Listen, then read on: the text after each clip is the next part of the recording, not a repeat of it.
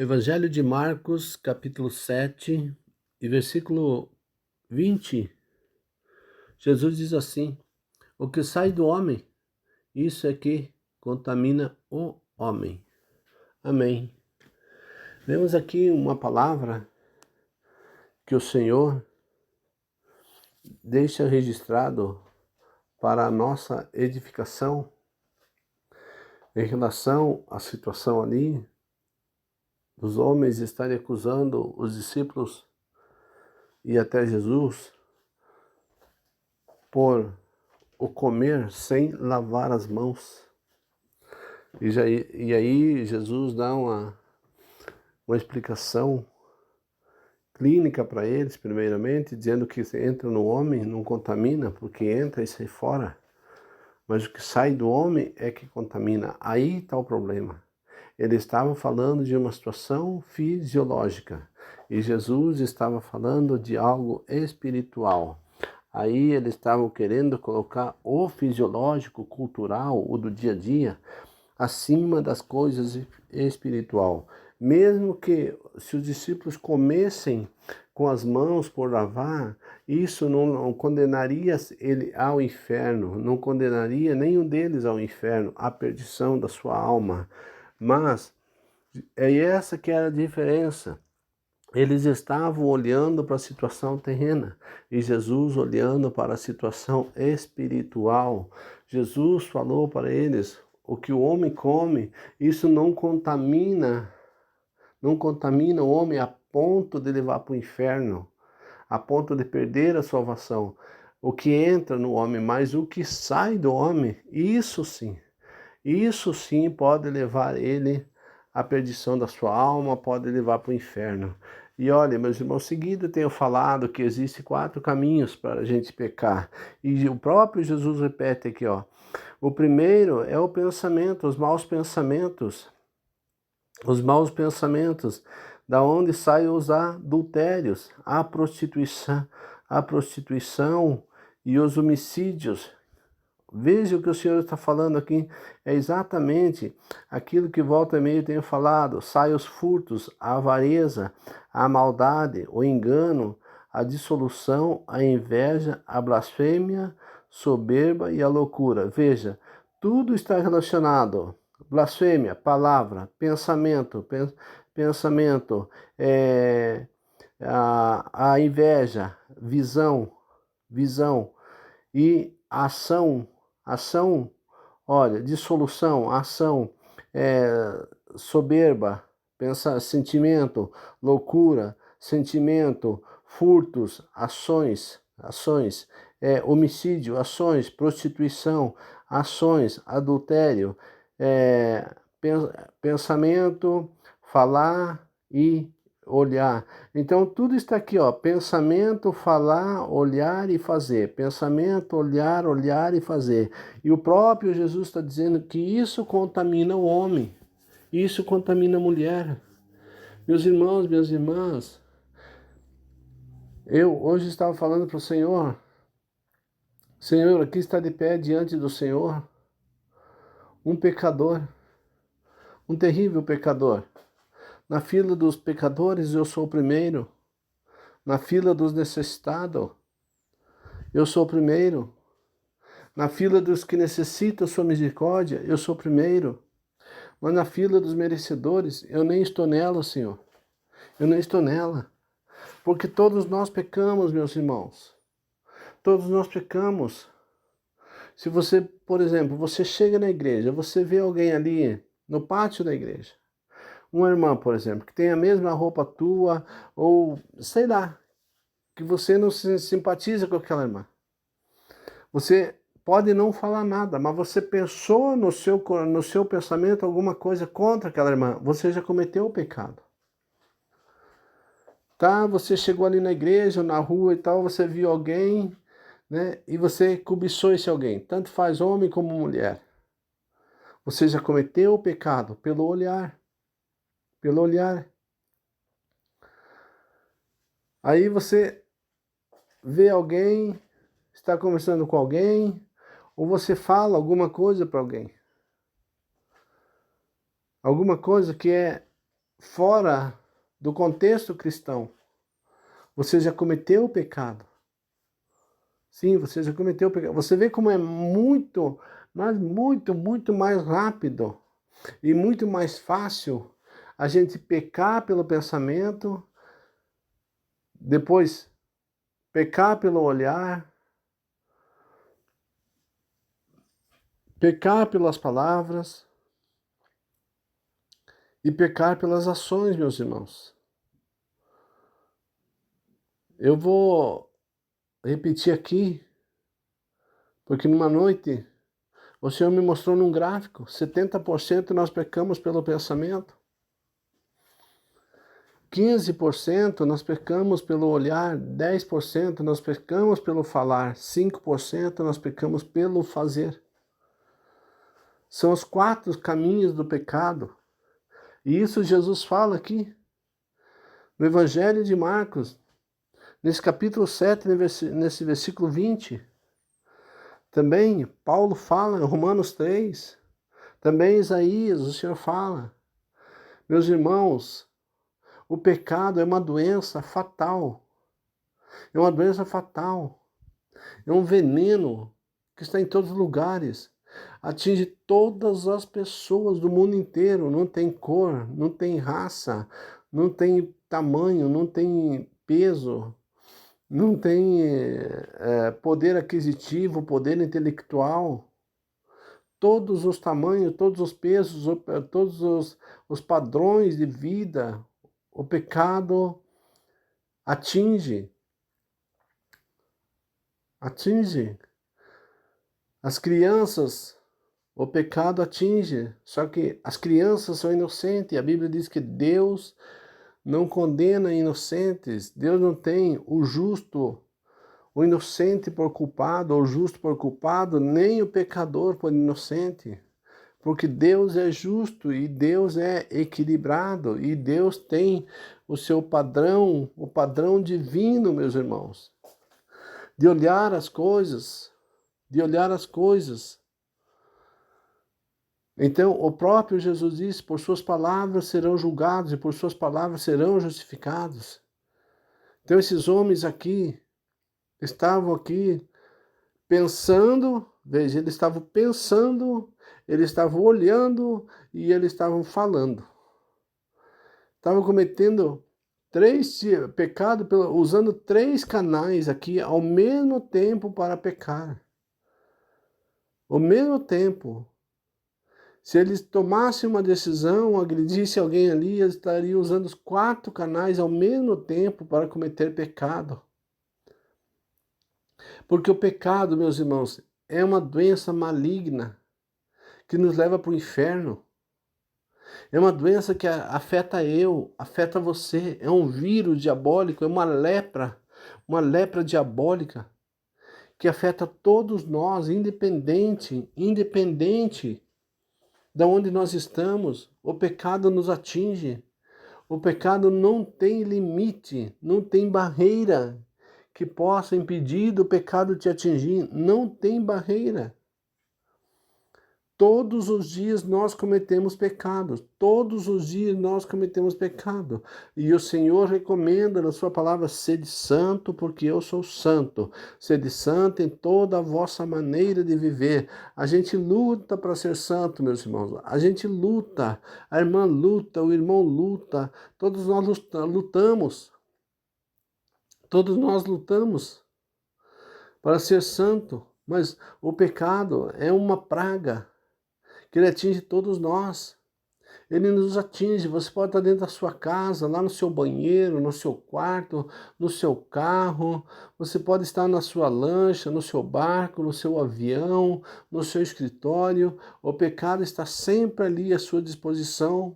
Sempre ali à sua disposição. Sempre ali à sua disposição. Então não tem como a gente se isolar do pecado. Não tem. O que a gente tem que fazer é se esforçar para não pecar. Isso sim. Mas se isolar do pecado, nós não temos como nos isolar do pecado. Mas nós podemos nos esforçar para não pecar. Para não pecar. Como Paulo disse, miserável homem que sou.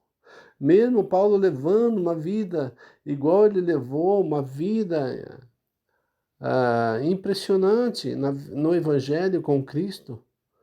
E ele ainda diz, miserável homem que sou, porque todos nós somos miseráveis pecadores, irmãos.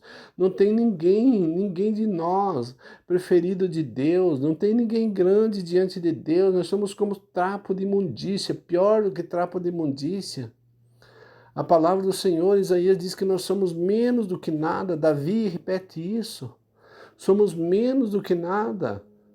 Menos do que nada, porque somos miseráveis pecadores.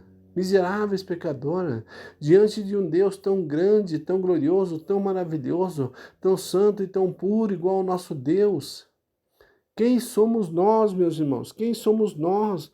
Nós somos nada mais do que miseráveis pecadores, que precisamos da misericórdia do Senhor todos os dias da nossa vida, todos os momentos, todas as horas. Nós precisamos estar embaixo da misericórdia do Senhor. Embaixo da misericórdia do Senhor, porque o próprio Deus disse, se Ele não cuidasse de nós, nós seríamos consumidos vivos. Nós seríamos consumidos vivos, porque isso demonstra a nossa fragilidade, demonstra o poder devorador do nosso adversário, do nosso inimigo. Mas graças a Deus, pela infinita graça e misericórdia do Senhor, Ele não nos toca, porque o Senhor cuida de nós. Agora, não porque nós somos santos, meus irmãos. Não porque nós somos o melhor. Não porque nós temos, porque nós sabemos, porque nós podemos. Olha Moisés, olha o exemplo de Moisés. Exemplo de Abraão, de Davi, de Isaac, de Jacó. Todos pecaram, meus irmãos. Todos pecaram. E todos nós pecamos todos os dias. Olha, todos, depois da morte de Jesus Cristo na cruz do Calvário, a coisa ficou muito pior, porque não tem quem não peque na face da terra, não tem. Antes da morte de Jesus ainda tinha gente que não pecava, porque os canais de pecado naquele tempo eram dois, era o falar e o fazer. O falar e o fazer. Depois que Jesus veio, esses canais do pecado aumentou na nossa vida, aumentou. Então é impressionante a facilidade que nós temos para pecar. Por outro lado, é impressionante a dificuldade que nós temos para admitir que pecamos. E por outro lado, é mais impressionante a dificuldade que nós temos para pedir misericórdia, pedir perdão para o Senhor, porque é de natureza humana o orgulho no teu coração. É de natureza humana o orgulho no meu coração. Não querer admitir que errou. Não querer admitir que fez aquilo que não agrada a Deus. Não querer admitir que fez coisas erradas. Porque você está ao lado do seu próximo, da sua próxima. E se ele não fez, você vai dizer, por que eu tenho que admitir que fiz, quando que ela não fez, aí vai me jogar para baixo, vai me diminuir em relação a ela, meu querido e minha querida. Isso é o que Jesus fala ali, presunção, soberba, prepotência, egoísmo, orgulho, tudo está nisso daí. Então admita que você é pecadora, admita que você é pecadora, minha irmã. Admita que nós precisamos da misericórdia do Senhor todos os dias. Eu tenho uma coisa no meu coração e eu sigo o que Jesus fez e o que Paulo fez e o que os grandes pregadores cristãos fazem. É pregar contra o pecado todos os dias. É pregar contra a perdição das nossas almas todos os dias. É pregar sobre a nossa salvação todos os dias. Meu querido, minha querida, essa é nossa retórica. Eu não preciso pregar aqui mensagem de autoajuda, não, porque na palavra do Senhor já está escrito. Já está escrito todo esse lado de psicologia, de autoajuda, já está escrito na palavra do Senhor. O Senhor diz para Josué, tem bom ânimo. Esforça-te de bom ânimo, eu serei contigo. Então, por que uma promessa maior do que essa, meu querido? Por que uma promessa maior do que essa, minha irmã? Então, eu não vou perder meu tempo para ficar pregando palavras de autoajuda, mensagens de autoajuda, não. Eu prefiro dedicar o meu tempo para pregar contra o pecado, contra a perdição da tua alma, da minha alma, da alma da tua família, da alma da minha família. O meu tempo vai ser gasto falando isso, pregando contra o pecado, exaltando o poder do nosso Deus, a glória, a majestade, a santidade, a virtude, a unção, a sabedoria e a magnificência, a magnitude do nosso Deus. Meu irmão, eu não preciso aqui ficar falando de livros. Ah, porque o fulano de tal escreveu em tal livro. Ah, porque o fulano de tal disse. Porque isso é perda de tempo, meus irmãos. Isso é querer se aparecer. Isso é querer se aparecer, que lê o livro tal, que tem conhecimento tal. O diabo dá risada quando a gente faz isso. O diabo ri, o diabo bate palma quando a gente faz isso. Agora, quando você fala o sangue de Jesus Cristo tem poder, o diabo cai por terra. Jesus Cristo disse, o diabo cai por terra. A Bíblia diz, o diabo cai por terra. Na palavra do Senhor está escrito, o diabo cai por terra. Não precisa você ficar usando homem e mulher para citar textos de livros, de frases, disso, daquilo, meu irmão. Ele escreveu, aquilo era bom para ele naquele momento, não para você. Aquela palavra, a palavra de escrita de homem não é viva, ela é para aquele momento, para aquele tempo. Hoje eu estava falando com meu filho, é impressionante como os livros se desatualizam. Aliás, ontem eu estava estudando um livro de fisiologia médica e eu disse para ele, olha, impressionante como os livros se desatualizam hoje com o negócio da inteligência artificial, com o negócio da tecnologia, de toda essa informação, velocidade e rapidez de informação que a gente tem. Então, meu querido, o único livro que não se desatualiza é a palavra de Deus, é a Bíblia, porque ela é viva todos os dias. Ela é viva todos os dias. Meu querido, minha querida, não se iluda, não se iluda. Ah, porque você tem que ter uma grande biblioteca. Meus parabéns, se você puder ler a Biblioteca Pública do Paraná inteira, amém. Se você puder ler uma biblioteca da sua cidade inteira, amém. Meus parabéns, eu bato palma para você. Eu estou dizendo que eu não perco tempo para ler livros de autoajuda a nível espiritual. Eu particularmente não perco tempo. Se for livro profissional do dia da tua faculdade, dos teus estudos, da tua profissão, tudo bem, meus parabéns. Mas se você ler um versículo da Bíblia em relação à vida espiritual, meu irmão, vale mais do que você ler a biblioteca inteira de livros cotidianos, de autoajuda, escrito por homens, psicólogos, cientistas e doutores e PhD. Meu querido, eu não tenho nada contra ninguém ler. Não tenho nada contra você ler o livro que você quiser ler. O que eu estou falando aqui é que você jamais deve substituir a palavra do Senhor para dizer, embasar a palavra do Senhor com um livro escrito por homens. Isso que eu estou falando. Você não pode usar livro escrito por homem para embasar a palavra do Senhor, porque você está colocando a palavra do Senhor como ela sendo fraca, como ela sendo dependente de alguma coisa, e a palavra do Senhor não depende de ninguém. Ela é viva, ela é autossuficiente para se defender e para se impor a hora que ela precisa se impor. Não precisa você ficar usando, mas escreveu fulano, mas escreveu fulano, mas escreveu ciclano, mas ciclano escreveu no livro dele, na coletânea de livro dele. Para mim isso não interessa nada, isso é pobreza de espírito. Isso é pobreza de espírito, meus irmãos. Isso demonstra que a pessoa ela gasta mais o tempo dela estudando livros escritos por homem do que a palavra do Senhor, porque quando você vai estudar a palavra do Senhor, você é afrontado pelo diabo, te dá canseira, te dá enfado, te dá sono, te dá estresse, as pessoas te chamam, o telefone toca, chega mensagem, vem assunto para você resolver. Isso por quê? Isso porque é uma ação do diabo querendo que você não leia a palavra do Senhor, porque quando você está lendo a Bíblia, Deus está falando com você. Quando você está orando, você está apresentando para Deus as necessidades cotidianas sua e do seu próximo. Meu querido, minha querida, não se iluda. Não se iluda, não se intimide, porque você não tem dinheiro para comprar livros, porque você não vai numa biblioteca, porque você não tem uma biblioteca na sua casa. Você tem uma biblioteca, meu amado, você tem, minha irmã, uma biblioteca. É a Bíblia Sagrada, é a Bíblia, é a Bíblia. A Bíblia Sagrada é a biblioteca. Se ela estiver na base da tua escrivania, ela é a base de todos os livros. Se ela estiver no meio, ela é o centro de toda a escrita. Se ela estiver em cima, ela é a cabeça de toda a literatura.